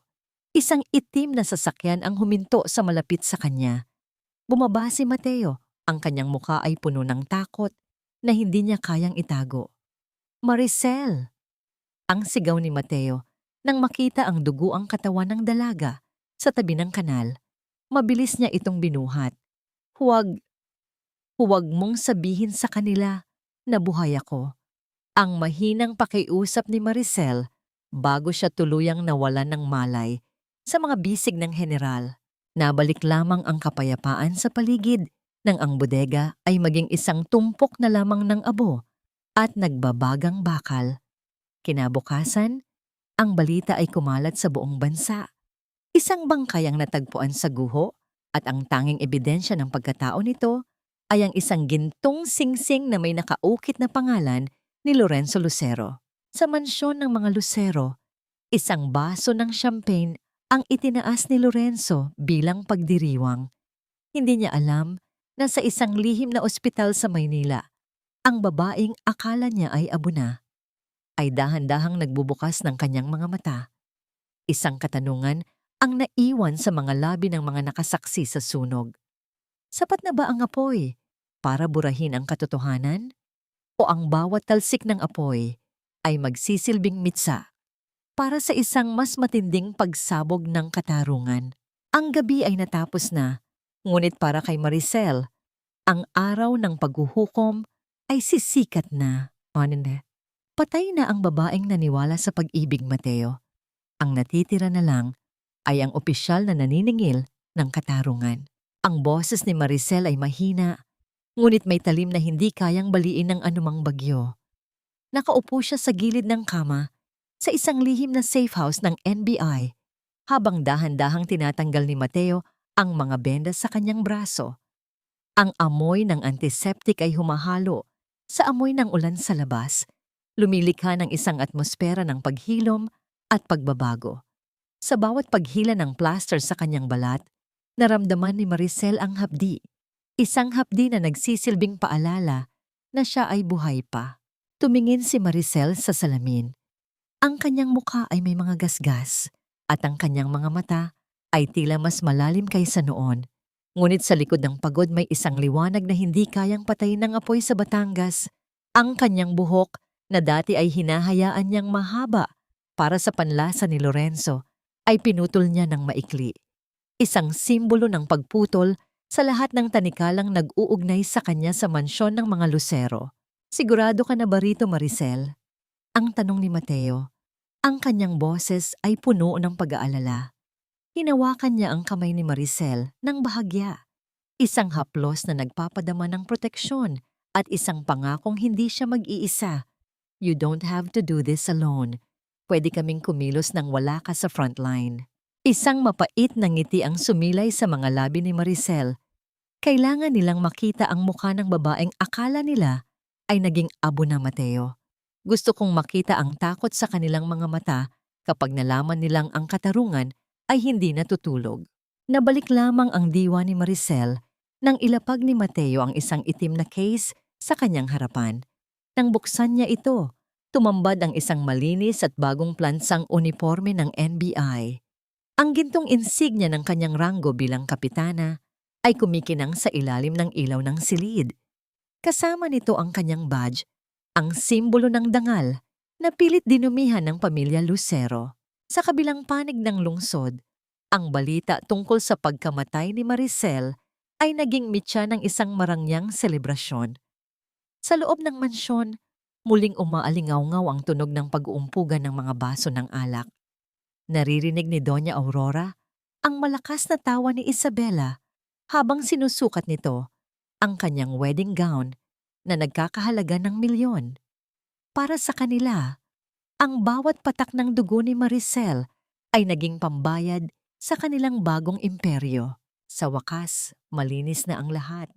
Ang sabi ni Lorenzo habang nakatingin sa kanyang refleksyon sa salamin. Suot ang kanyang taksido para sa nalalapit na kasal. The dead don't talk and the ashes don't seek revenge. Hindi niya alam na sa sandaling iyon, si Maricel ay dahan-dahang isinusuot ang kanyang uniforme. Ang bawat butones na kanyang isinasara ay tila isang hakbang patungo sa paghuhukom. Ang bawat ayos ng kanyang kwelyo ay parang paghahanda para sa isang giyera. Nang isuot niya ang kanyang badge, naramdaman niya ang bigat nito sa kanyang dibdib. Isang bigat na hindi na pabigat, kundi isang sandata. May nakuha kaming balita, ang sabi ni Mateo habang tinitingnan ang kanyang telepono. Ang kasal ni na Lorenzo at Isabela ay gaganapin sa San Agustin Church sa darating na Sabado. Iyon ang oras na ililipat ang lahat ng pondo ng mga Lucero sa isang offshore account sa ngalan ng kanilang bagong foundation. Iyon din ang oras na puputulin natin ang kanilang mga pakpak. Ang sagot ni Maricel, kinuha niya ang kanyang baril at siniguro ang load nito. Ang tunog ng paglak ng bakal ay naging isang matatag na pangako sa katahimikan ng gabi. Lumapit si Mateo sa kanya at tumayo sa kanyang harapan. Ang distansya sa pagitan nila ay kumunti, sapat na upang marinig nila ang hininga ng isa't isa. Maricel, pagkatapos ng lahat ng ito, pangako mo sa akin na hahayaan mong tulungan kita, na mahanap ang sarili mo ulit. Hindi bilang isang operatiba, kundi bilang ang babaeng dapat ay noon ko pa pinrotektahan. Tumingin si Maricel sa mga mata ni Mateo. Naramdaman niya ang isang kurot ng emosyon, isang bagong uri ng init na hindi nakakasunog, kundi nagbibigay ng pag-asa. Tingnan natin, Mateo. Pero sa ngayon, ang tanging alam ko lang ay ang araw ng Sabado ay magiging araw ng paniningil. Isang katanungan ang pumasok sa isip ni Maricel habang pinagmamasdan niya ang warrant of arrest na nakapatong sa mesa. Sapat na ba ang batas para hilumin ang sugat ng isang pusong nawalan ng anak at ama? O ang tunay na hustisya ay matatagpuan lamang sa oras na ang mga makapangyarihan ay lumuhod sa harap ng mga taong kanilang inalipusta? Ang gabi ay malalim na, ngunit sa safe house ng NBI, ang liwanag ay hindi namamatay. Ang bawat plano ay nakalatag na, ang bawat bitag ay nakahanda na. At sa gitna ng lahat, ang kapitana ay nakatayo ng matuwid, handang harapin ang mga demonyo ng kanyang nakaraan. Ang Sabado ay malapit na, at sa bawat segundo ng paghihintay, ang galit ni Maricel ay naging isang malamig at kalkuladong plano. Hindi lang siya babangon mula sa abo. Siya ang magiging bagyong susunog sa paraiso ng mga Lucero. Ang bango ng mga puting lila sa loob ng simbahan ay hindi nakakapagbigay ng kapayapaan, kundi isang mabigat na paalala ng isang lamay na hindi pa natatapos. Sa loob ng makasaysayang San Agustin Church, ang bawat sulok ay pinalamutian ng mga bulaklak at telang ginto. Na tila ba ang pera ay kayang bumili ng basbas ng langit? Ang sikat ng araw ay tumatagos sa mga stained glass, lumilikha ng mga makukulay na anino sa marmol na sahig. Narito ang lahat ng makapangyarihang tao sa bansa. Suot ang kanilang mga pinakamagarang damit, habang ang kanilang mga bulong ay puno ng paghanga sa yaman ng mga Lucero. Nakatayo si Lorenzo sa harap ng altar, tuwid na tuwid sa kanyang suot na mamahaling toksido. Ngunit sa kabila ng kanyang pagkakaayos, ang kanyang mga palad ay basa ng malamig na pawis. Paminsan-minsan ay tinitingnan niya ang kanyang likuran. Tila ba may hinahanap na anino sa gitna ng karamihan. Ang bawat tibok ng kanyang puso ay naging isang mabilis na pagpukpok na tila nagbababala ng isang bagay na hindi niya maipaliwanag. Relax ka lang, Lorenzo. Wala na ang multo ng nakaraan. Ang mahinang bulong ni Doña Aurora na nakaupo sa unang hanay ng mga upuan. Ang matandang babae ay tila isang reyna sa kanyang suot na terno, hawak ang kanyang rosaryo, na tila ba ito ay isang tropeyo ng kanyang tagumpay. Ngayong araw, ang lahat ng ari-arian ay magiging aitin na ng tuluyan. Nabalik lamang ang diwa ni Lorenzo nang marinig niya ang dahan-dahang pagbukas ng malaking pinto ng simbahan.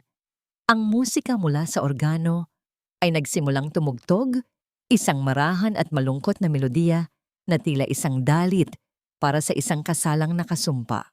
Lumitaw si Isabela sa pintuan, balot ng isang wedding gown na ang haba ay tila abot hanggang sa dulo ng pasilyo. Ang kanyang nangiti ay puno ng pagtatagumpay habang dahan-dahang humahakbang sa gitna ng pasilyo. Sa bawat tapak ng kanyang mga sapatos sa sahig, ang katahimikan sa loob ng simbahan ay naging kasing bigat ng isang kabaong.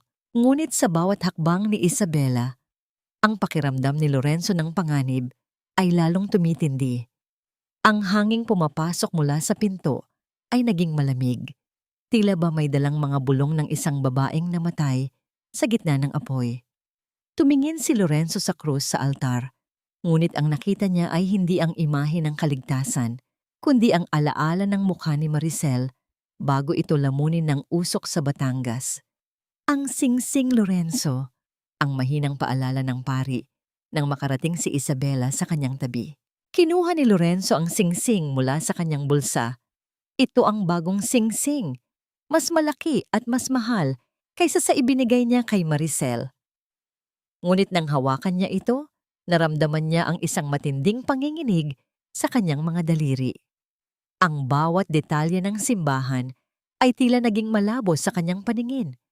Maliban sa madilim na sulok sa itaas ng koro, kung saan tila may isang aninong nakamasid sa kanya, isang malakas na ihip ng hangin ang biglang pumasok sa loob, na naging sanhi ng paghampas ng mga pinto ng simbahan. Ang tunog ng pagkakalabog ng kahoy sa pader ay naging sanhi upang mapatalon ang ilang mga bisita sa kanilang mga upuan. Ang mga kandila sa altar ay nagsimulang sumayaw ng marahas, lumilikha ng mga aninong tila naglalakad sa mga pader. Lorenzo, ayusin mo ang sarili mo. Ang asik ni Isabela sa ilalim ng kanyang belo, ang kanyang boses ay puno ng pagkairita. Ngunit bago pa makasagot si Lorenzo, ang lahat ng liwanag sa loob ng simbahan ay biglang naglaho. Ang mga bumbilya sa malalaking chandelier ay sabay-sabay na namatay. Iniwan ang lahat sa loob ng isang ganap na kadiliman. Ang tanging naririnig ay ang mabibilis na hininga ng mga taong nagulat at ang mahinang kaluskos ng mga tela. Ang katahimikan sa loob ng dilim ay naging kasing talas ng isang patalim. Sa gitna ng kawalan ng liwanag, isang boses ang narinig ni Lorenzo. Isang boses na hindi nanggagaling sa mga bisita, kundi tila nanggagaling sa mismong kailaliman ng kanyang konsensya. Ang sumpa ng dugo ay hindi nababayaran ng ginto, Lorenzo. Naramdaman ni Lorenzo ang pagtindig ng lahat ng kanyang balahibo. Ang boses na yon ay pamilyar. Ito ang boses na akala niya ay ibinaon na niya sa abo. Isang malamig na kamay ang tila humawak sa kanyang balikat sa gitna ng dilim, naging sanhi upang mapasigaw siya ng mahina. Sino ang nagsalita sa gitna ng kadiliman? At ano ang mangyayari ngayong ang lahat ng kanilang karangyaan ay nilamon na ng dilim sa harap ng altar? Isang katanungan ang naglaro sa isip ng bawat taong naroon habang hinihintay ang pagbabalik ng liwanag. Mayroon nga bang kasalang magaganap kung ang mismong langit ay tumalikod na sa kanila? O ito na ang simula ng isang paghuhukom na walang sino mang makakatakas? Nabalik lamang ang ingay ng magsimulang magbulungan ang mga tao sa takot. Ngunit sa gitna ng kaguluhan, isang pulang liwanag mula sa exit sign ang tumama sa isang bulto ng tao na nakatayo sa dulo ng pasilyo. Isang anino na hindi nakasuot ng gown, kundi ng isang unipormeng sumisimbolo sa batas. Ituloy mo ang iyong sumpa, Lorenzo, pero siguraduhin mong sa impyerno ka titingin dahil doon ka pupunta. Ang boses na yon ay hindi nanggaling sa langit, kundi mula sa gitna ng kadiliman ng San Agustin Church. Sa isang iglap, muling bumukas ang mga ilaw, ngunit ang liwanag nito ay hindi na nagbibigay ng init, kundi isang malupit na katotohanang sumasalamin sa bawat sulok ng simbahan. Ang lahat ng mata ay lumingon sa dulo ng pasilyo. Doon, sa gitna ng pulang carpet, nakatayo ang isang babaeng akala ng lahat ay abo na. Hindi siya nakasuot ng basahan, hindi rin siya ang maamong asawa na laging nakayuko. Si Maricel ay nakatayo ng matuwid sa kanyang asul na uniforme ng NBE. Ang mga gintong bituin sa kanyang balikat ay kumikinang ng may bagsik at ang kanyang tsapa ay tila isang sumisigaw na saksi sa lahat ng dumi ng mga lusero. Ang bawat hakbang ni Maricel patungo sa altar ay lumilikha ng isang mabigat at matatag na tunog sa marmol, isang tunog na tila bawat tapak ay pagdurog sa kayabangan ni Lorenzo. Ang katahimikan sa loob ng simbahan ay naging kasing talas ng isang patalim, habang ang mga bisita ay pigil ang hininga sa sobrang gulat. Maricel, ang tanging salitang lumabas sa nangangatog na mga labi ni Lorenzo. Ang kanyang muka ay naging kasing puti ng papel at ang singsing na hawak niya ay nahulog at gumulong sa sahig na lumikha ng isang mahina at malungkot na tunog bago ito tumigil sa paanan ng asawa. "You're dead! Namatay ka sa sunog!" Ang histerikong sigaw ni Isabela habang itinuturo ang dalaga. Ang kanyang belo ay nahawi, nagpapakita ng isang mukhang puno ng takot at hindi makapaniwalang galit. "Ang namatay sa sunog ay ang pagtitimpi ko, Isabela." Ang malamig na sagot ni Maricel. Hindi siya huminto hanggat hindi siya nakakatayo sa harap ni na Lorenzo at Don Rodolfo. Tumingin siya sa kanyang asawa, ang lalaking nagtangkang pumatay sa kanya, at sa kanyang mga mata ay wala nang natitirang kahit isang bakas ng pag-ibig. "I am Captain Maricel Dimaano of the NBI and I am here to serve the warrant of arrest for the family that thought they could play God." "How dare you?" Ang asik ni Doña Aurora habang tumatayo mula sa kanyang upuan. Ang kanyang mga kamay na may hawak na rosaryo ay nanginginig sa galit. "Wala kang utang na loob. Pagkatapos ng lahat ng ibinigay namin sa iyo, sisirain mo ang pamilyang ito sa harap ng maraming tao? Ang utang na loob ko ay nabayaran ko na ng dugo ng anak ko at ng dangal ng tatay ko, Doña Aurora." Ang sagot ni Maricel, ang kanyang boses ay umalingaw-ngaw sa buong simbahan, tumatagos sa puso ng bawat nakikinig. "Ang pamilyang sinasabi niyo ay isang kuta ng mga kriminal at ngayong araw, ang kutang iyan ay guguho." Biglang bumukas ng malakas ang lahat ng pinto ng simbahan.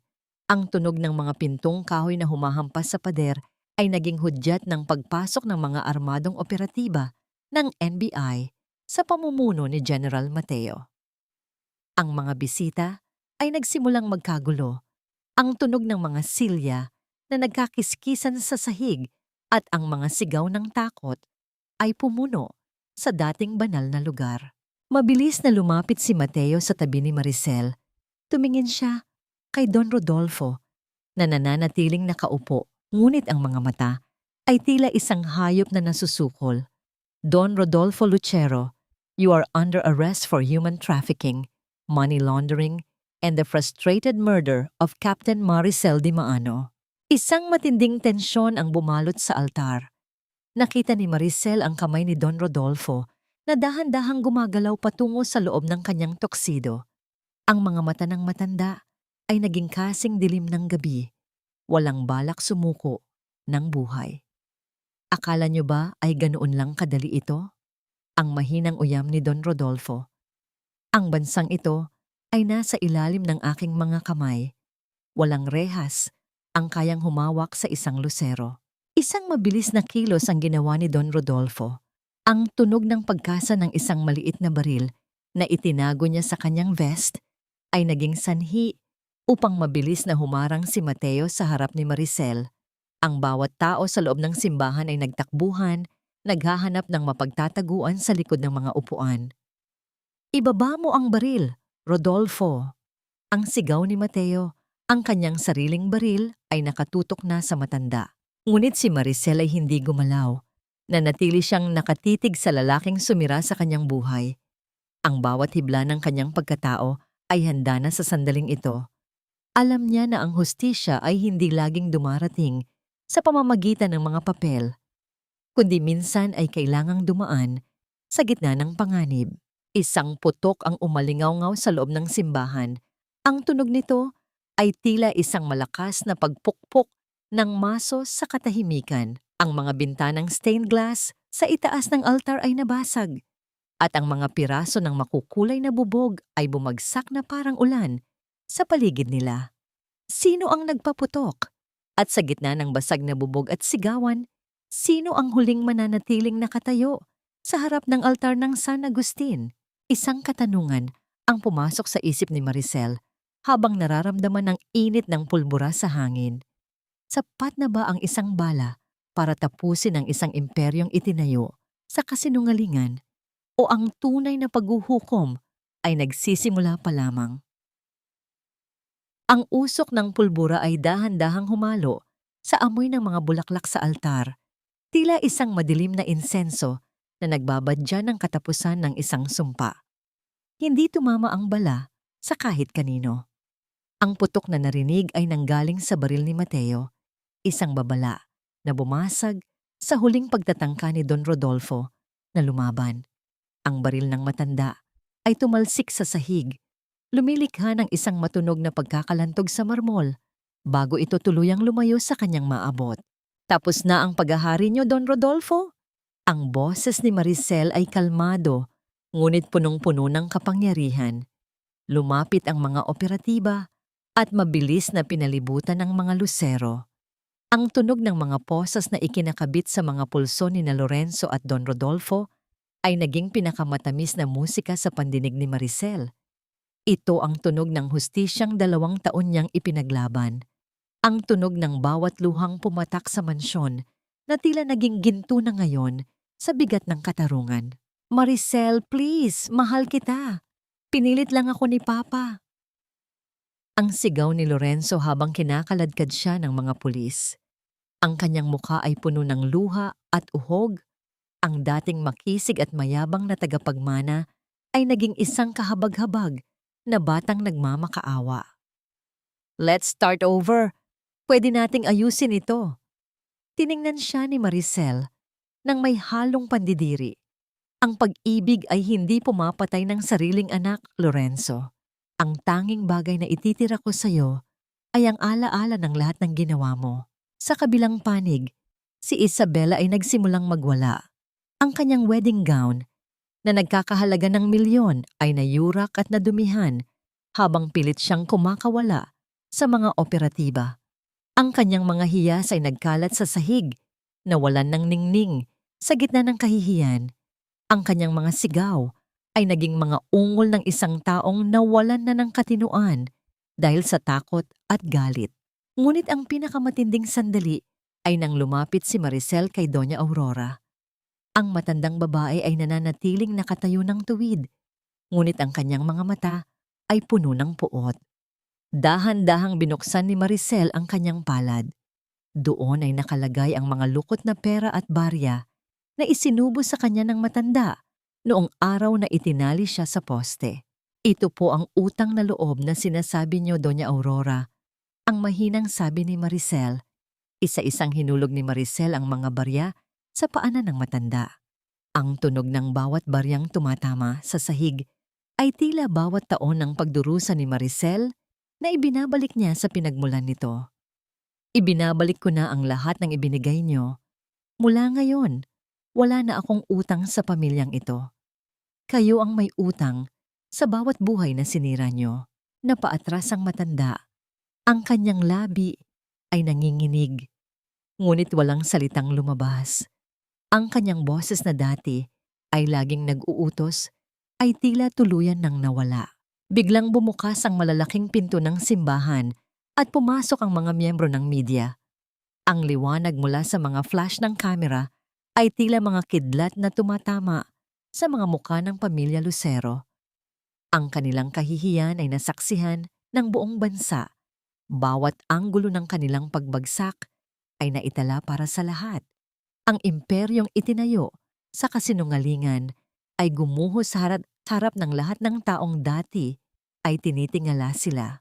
Habang inilalabas ang mga Lucero sa simbahan, tumigil si Don Rodolfo sa harap ni Maricel.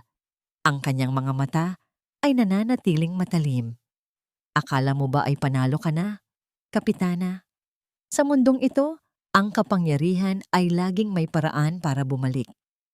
Isang operatiba ang lumapit kay Maricel at iniabot ang isang maliit na sobre na nakuha mula sa bulsa ng vest ni Don Rodolfo. Ma'am, ito po ang iniwan niya bago siya posasan. Nang buksan ni Maricel ang sobre, nanlamig ang kanyang mga kamay. Sa loob nito ay ang isang lumang sulat na may pirasong punit, isang bahagi ng dokumento na nagpapatunay na ang kanyang ama ay hindi lamang biktima ng pag-frame, kundi may isa pang taong kasabwat na hanggang ngayon ay malaya pa rin. Tumingin si Maricel sa papalayong si Don Rodolfo. Ang matanda ay bahagyang lumingon at ngumisi sa kanya. Isang ngising nagsasabing ang laban ay hindi pa lubos na tapos. Naramdaman ni Maricel ang isang kamay sa kanyang balikat. Si Mateo, "Hayaan mo na sila, Maricel. Ang mahalaga ay nakamit natin ang unang hakbang. Tapos na ang gabi." "Hindi pa, Mateo," ang bulong ni Maricel habang nakatingin sa punit na papel. "May isa pang kailangang magbayad. Pero sa ngayon, hayaan nating kainin sila ng sarili nilang karma." Habang ang mga sasakyan ng pulis ay papalaylayo sa simbahan, ang tunog ng kanilang mga sirena ay naging isang hudyat ng bagong umaga sa Maynila. Ang San Agustin Church ay muling binalot ng katahimikan, ngunit ito ay isang katahimikang hindi na mabigat, kundi punong-puno ng pag-asa. Isang katanungan ang naglaro sa isip ni Maricel habang pinagmamasdan ang basag na bubog sa sahig. Ang paghihiganti ba ay talagang nagpapahilom ng sugat? O ito ay isang pinto lamang patungo sa mas malalim na katotohanan? Ang gabi ay natapos na para sa mga Lucero, ngunit para kay Maricel, ang paghahanap sa kabuuan ng kanyang pagkatao ay nagsisimula pa lamang. Hindi lahat ng sugat ay nawawala, ngunit lahat ng sugat ay natututong tumigil sa pagdurugo.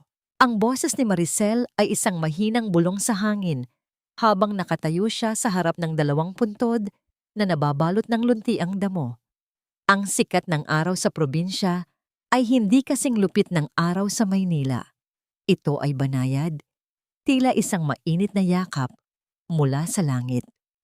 Ang amoy ng basang lupa at mga bulaklak ng kalachuchi ay humahalo sa sariwang hangin, nagbibigay ng isang uri ng kapayapaan na matagal na niyang kinalimutan. Hinaplos ni Maricel ang malamig na marmol ng puntod ng kanyang ama. Sa tabi nito ay isang maliit na marker para sa kanyang anak.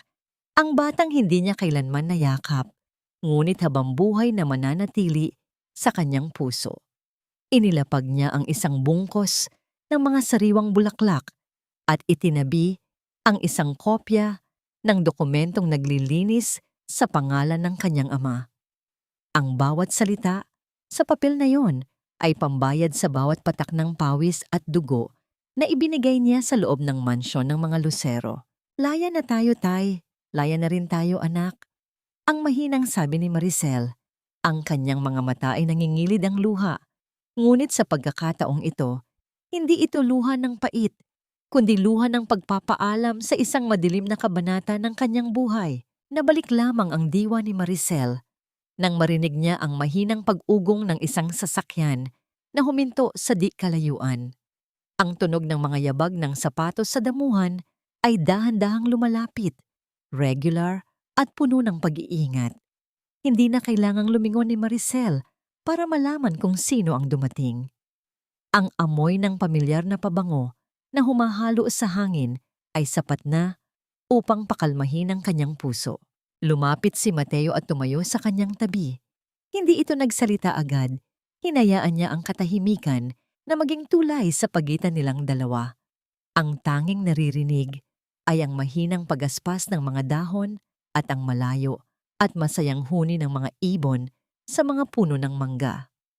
"Iniwan ko na ang serbisyo, Mateo."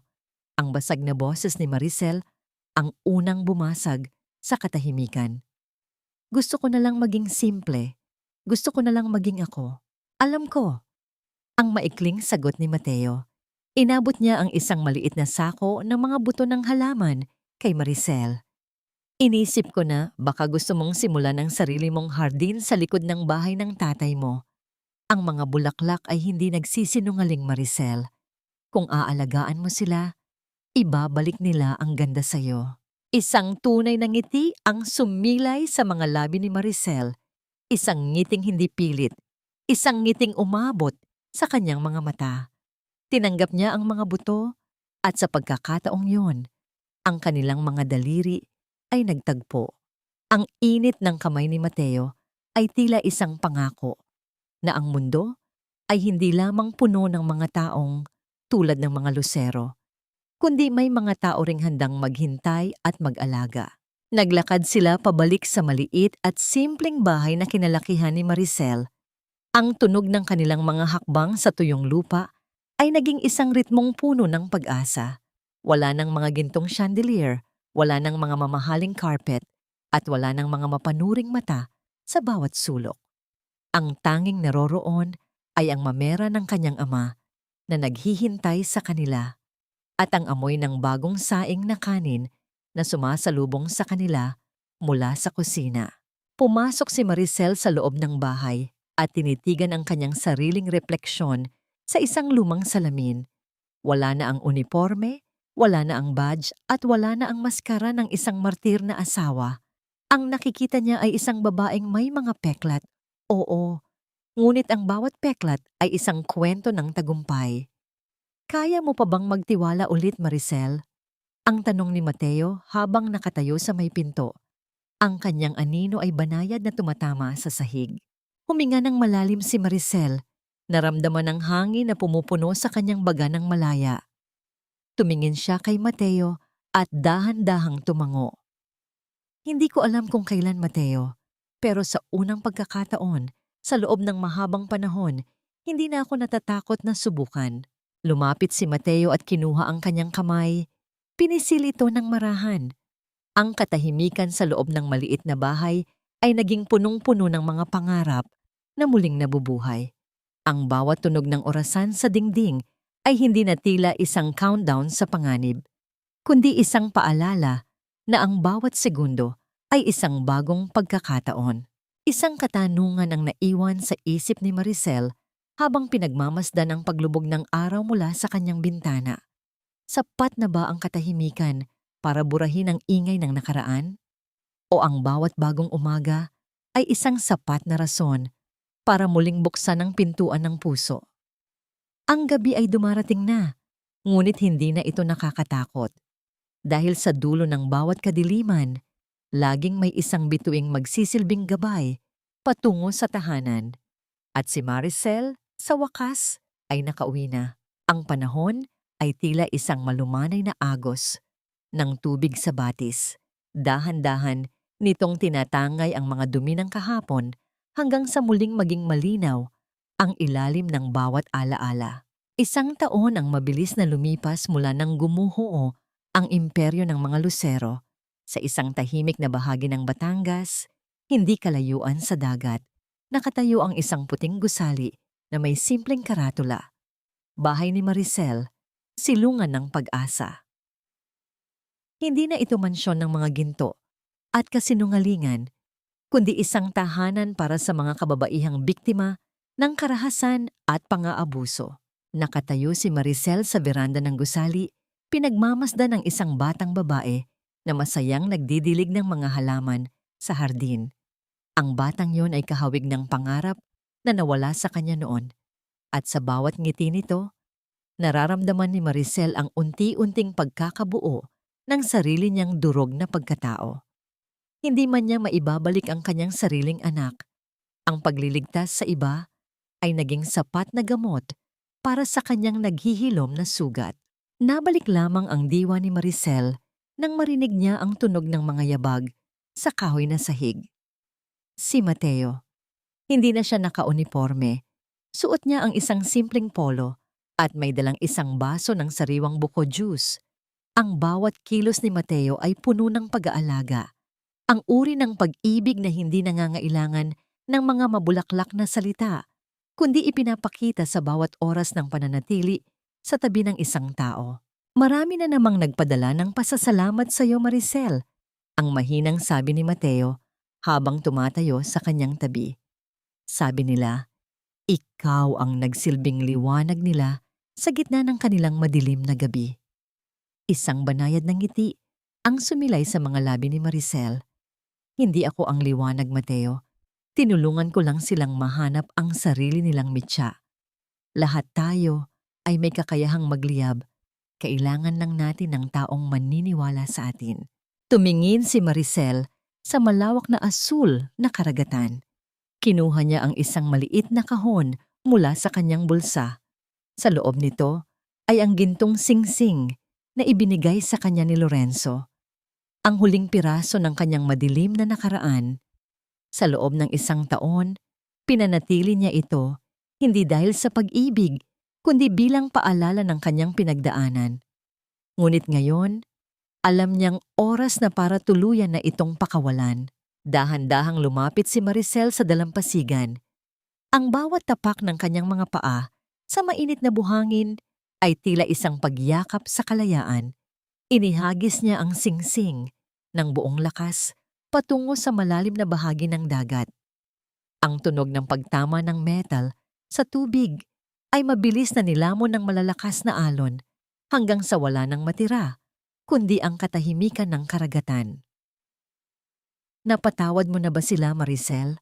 Ang tanong ni Mateo na sumunod sa kanya. Ang pagpapatawad ay hindi nangangahulugang kailangang kalimutan ng lahat, Mateo. Ang seryosong sagot ni Maricel habang pinagmamasdan ang huling ningning ng araw sa abot-tanaw. Napatawad ko na ang sarili ko sa pananatili sa isang lugar na hindi ako pinapahalagahan. Ang mga lusero, ipinasa ko na sila sa hustisya ng langit at ng batas. Wala na silang kapangyarihan sa aking bawat paghinga. Nararamdaman ni Maricel ang kapayapaan na tila isang banayad na hangin na humahaplos sa kanyang mukha. Wala na ang ubo ng usok, wala na ang lasa ng kalawang sa kanyang bibig, at wala na ang pait ng utang na loob. Ang tanging naroroon ay ang tunog ng mga alon na tila nagsasabing, "Tapos na ang gabi, ligtas ka na." Hinawakan ni Mateo ang kamay ni Maricel at sa pagkakataong ito, hindi bumitaw ang dalaga. Ang kanilang mga anino sa buhangin ay naging isa habang ang araw ay tuluyan ng lumulubog, nagbibigay ng pagkakataon sa mga bituin na sumikat. Natutunan ni Maricel na ang tunay na dangal ay hindi nasusukat sa apelyidong dala mo, kundi sa katotohanang kaya mong panindigan sa gitna ng pinakamalakas na bagyo. Ang karangalan ay hindi isang bagay na ibinibigay sa iyo ng ibang tao. Ito ay isang bagay na itinatanim mo sa bawat butil ng iyong pagkatao sa pamamagitan ng katapatan sa sarili. Ang kwento ni Maricel ay hindi nagtatapos sa isang marangyang kasal o sa malaking kayamanan. Nagtatapos ito sa isang mamera, isang simpleng hardin, at isang pusong natutong magmahal muli ng walang takot. Dahil sa dulo ng lahat, ang pinakamalaking tagumpay ay hindi ang pagpapatumba sa kaaway, kundi ang pagpapanatili ng kabutihan sa iyong puso sa kabila ng lahat ng kasamaang naranasan mo. Nabalik lamang ang katahimikan nang ang huling sinag ng araw ay maglaho sa dagat. Ngunit sa puso ni Maricel, ang umaga ay hinding-hindi na muling maglalaho. Ang kwento ng kanyang paglalakbay ay isang patunay na matapos ang pinakamahabang gabi, palaging may bukang liwayway na naghihintay sa bawat isa sa atin. Sa puntong ito, nais kong magpasalamat ng buong puso sa inyo na nanatili at sumabay sa bawat pintig ng puso ni Maricel hanggang sa huling sandali ng kwentong ito. Hindi naging madali ang maglakbay sa gitna ng kanyang mga luha at pasakit. Ngunit dahil sa inyong pakikinig, naging makabuluhan ang bawat letra at bawat hininga na inilaan ko sa paghahabi ng kasaysayang ito. Habang isinusulat ko ang mga kabanata, lalo na ang mga sandaling kailangang dumaan ni Maricel sa tindi ng pang-aapi at ang sakit ng pagkawala ng kanyang anak, nadama ko rin ang bigat sa aking sariling dibdib. May mga gabi na napatigil ako. Iniisip kung paano nga ba maibabangon ang isang pusong tila naging abo na. Ang kwentong ito ay hango sa mga bulong ng katotohanan mula sa mga totoong buhay. Mga karanasan ng mga kababaihang tahimik na lumalaban at nagtitiis sa likod ng saradong pinto, naghihintay ng pagkakataong muling makahinga ng malaya. Ang buhay ay parang isang maliit na binhi na itinanim sa gitna ng sement. Maaring mahirap ang pagtubo, maaring marami ang tatapak sa atin, ngunit kung mayroon tayong munting liwanag ng pag-asa at matatag na pananalig sa ating sariling dangal, makakahanap tayo ng bitak upang sumibol at mamulaklak muli. Ang pagpapatawad ay hindi isang mabilis na hakbang. Ito ay isang mahabang proseso, isang sulo na tayo mismo ang dapat magsindi upang hindi na tayo maligaw sa anino ng ating galit. Ngunit bago tayo tuluyang magpaalam sa mga pasilyo ng mansyon ng mga Lucero at sa dalampasigan ng Batangas, may isang katanungan na nais kong iwan sa inyong mga puso. Sa inyong palagay, tunay nga bang nakamit ni Maricel ang katarungang karapat-dapat para sa kanya? At ikaw ba? Sa iyong sariling buhay, kaya mo rin bang patawarin ang taong nagdulot sa iyo ng pinakamalalim na sugat para lamang makuha ang iyong sariling kapayapaan? Sana ay nag-iwan ng kwentong ito ng isang munting apoy na magbibigay sa inyo ng init sa oras ng panghihina. Kung ang kwentong ito ay humaplos sa inyong mga damdamin, huwag po nating kalimutang pindutin ang like at ibahagi ang video na ito sa inyong mga mahal sa buhay. Napakalaking bagay po para sa akin ang mabasa ang inyong mga saloobin sa comment section, ang inyong mga karanasan, ang inyong mga payo, at ang inyong mga pananaw sa buhay ni Maricel. Hanggang sa muli nating pagkikita sa susunod na kwento ng paghilom, pagbangon, at walang hanggang pag-asa. Maraming salamat po at naway palaging manahan ang liwanag sa inyong mga tahanan.